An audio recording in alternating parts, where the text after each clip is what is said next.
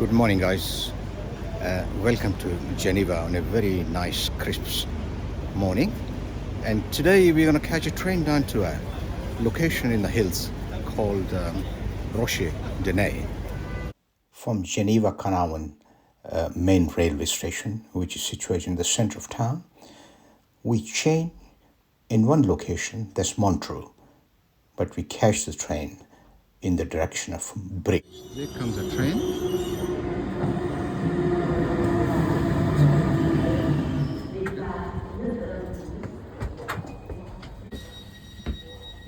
Swiss Railways are amongst the best in the world, and it's such a comfortable and quiet ride.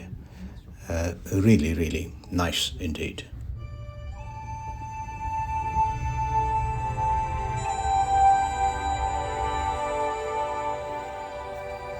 Seems to be this some school children group have just boarded with the teachers. Extremely organized, but of course, children are always noisy, and it's a pleasure to have them. First part of the journey to Montreux takes us with Lake Geneva on our right side. You can see that Lake Geneva is one big body of water. Although it's the 23rd largest lake in Europe, it's the largest lake in Switzerland, France and the Alps. It stretches up to 73 kilometers in length and about 14 kilometers in width, and it'll take you around 3 hours to drive around the whole lake. But apart from that, Lake Geneva, I believe, is famous for many other things. It spreads across 2 countries. It's so big that it spills out across 2 countries. Around 60% of the lake lies in Switzerland, while 40% lies in France. You can take a scenic ferry across the water and go from Switzerland to France in just 30 minutes.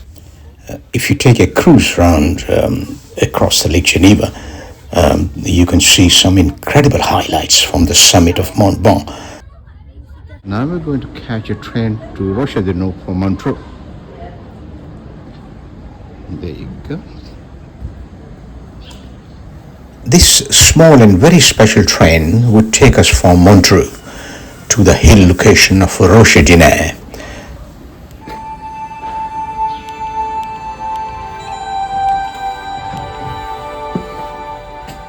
This is Mr. Driver on the other.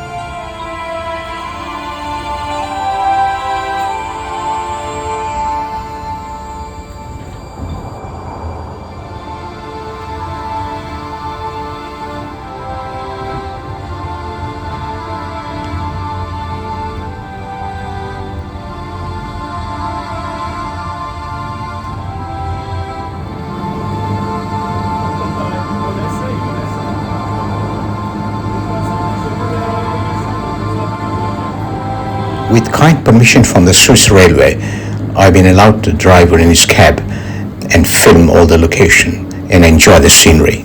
It's been an extremely wonderful experience.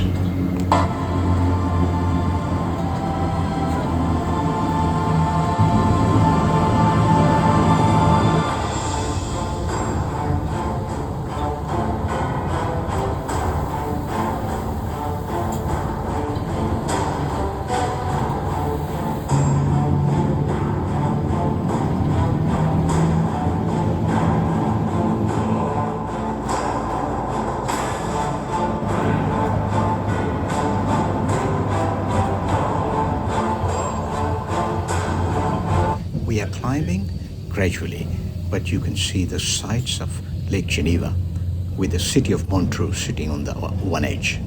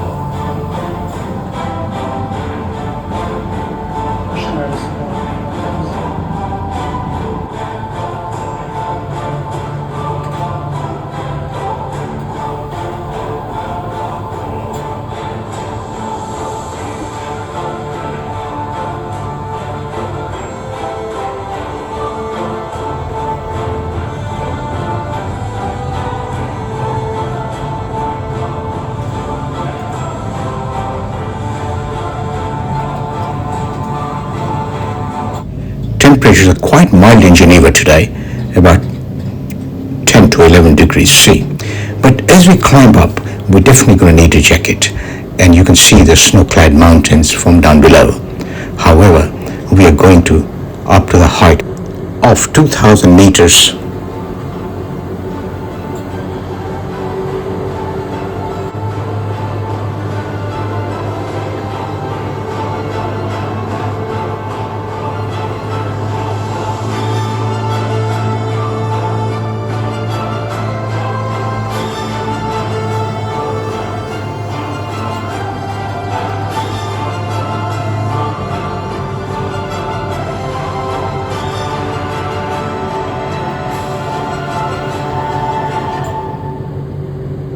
We are passing through the fields, villages, and forests, and with increasing altitude, the narrow track along the slope offers even more spectacular views, as I said earlier, over the Lake Geneva and the surrounding mountains.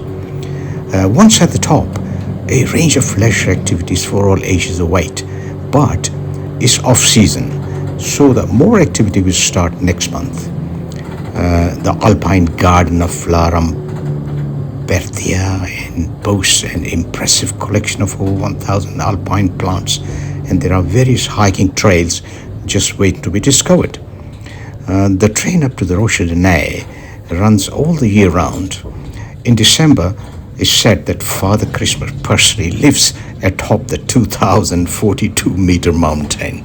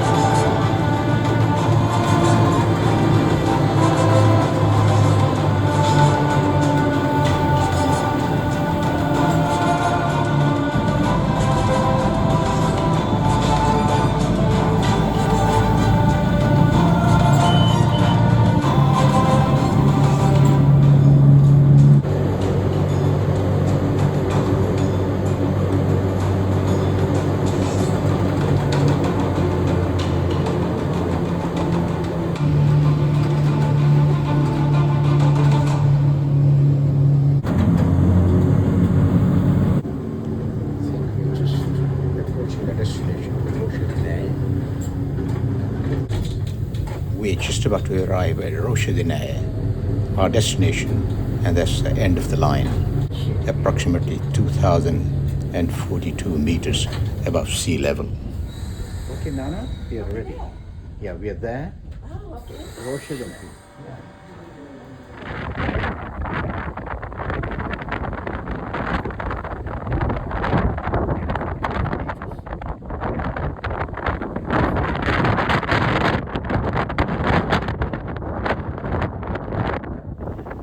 Well, it's the middle of October, and on the top is dangerously high-speed wind. It's definitely many, many degrees below freezing point, whereas in Geneva it was between 10 and 11 degrees.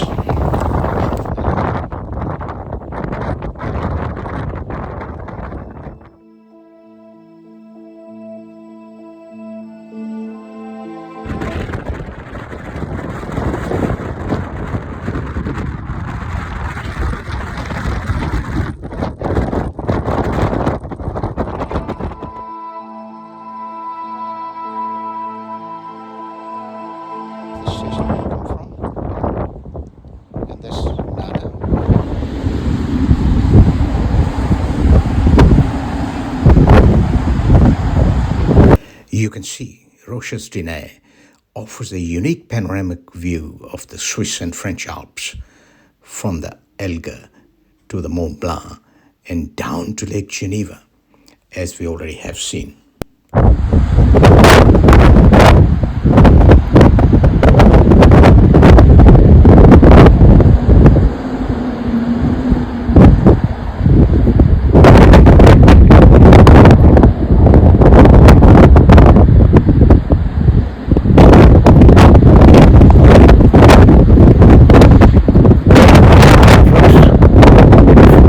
Meter above Rochers-de-Naye ski resort, which of course is closed. That's the railway station. The wind is temperatures definitely 1 or 2 degrees. That's the center which is closed, and of course it'll open next month during the winter snow. Observation station, highest point is there, 4,000 meters below, and that's called Mountain Rocher-de-Naye. In a short while, we're going to go through a tunnel which is dug out in this rock up to the sheer face on the other side. Then we can see the view. While we're waiting for a train to go back, let's have a look at the track. On such an incline, using a normal track is not practical, as the locomotive would simply just slip backwards and down the track. Now here, I'm just looking at the rack and pinion system. A rack is the one which is a long track with a tooth. I'm just going to point a finger at him. This is the rack. The two outer rails are the same as any normal track. However, the center track has teeth similar to those seen on a gear wheel. This is called the rack.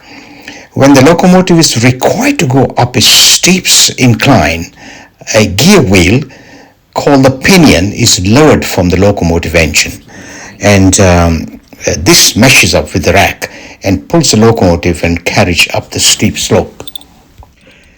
Here we're going through a tunnel which is dug out in the rock that is right at the top of this 2,000 meter Rochers-de-Naye. That should take us through the tunnel all the way to the sheer face of the rock, where we might be able to see some nice scenery. Now these decorations are in preparation for the forthcoming Christmas, and once it's all done, it'll be open to the public. At the moment it's not open to the public, but with a very kind permission they have allowed us to show what are they trying to assemble together. Let's see what happens.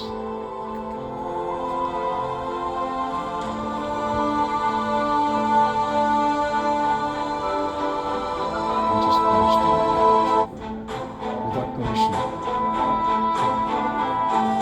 because that didn't have because we are all the way from England. Thank you very much indeed. They're so beautiful. Come here for a short while. Although it's closed. That's why they heard my plea that I'm from England, going back home on Sunday. After a couple of weeks, they said, okay, come on. We'll let you know it. Look at that.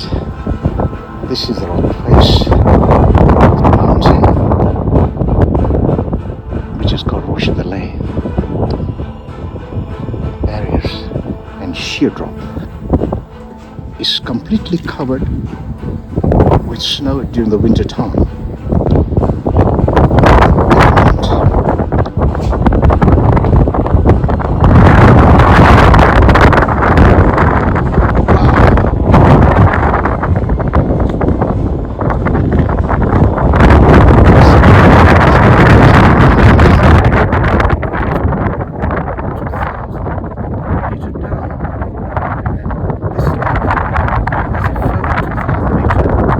Which is Geneva. This place is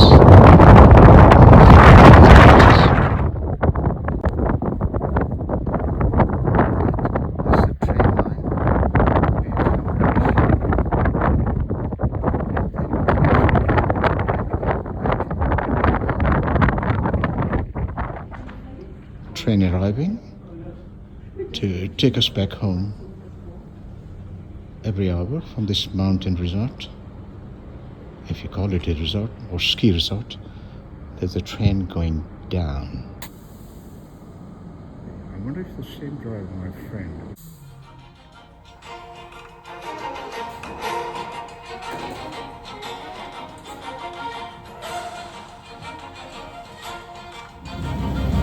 And down we go, back to Geneva via Montreux. What a fascinating trip.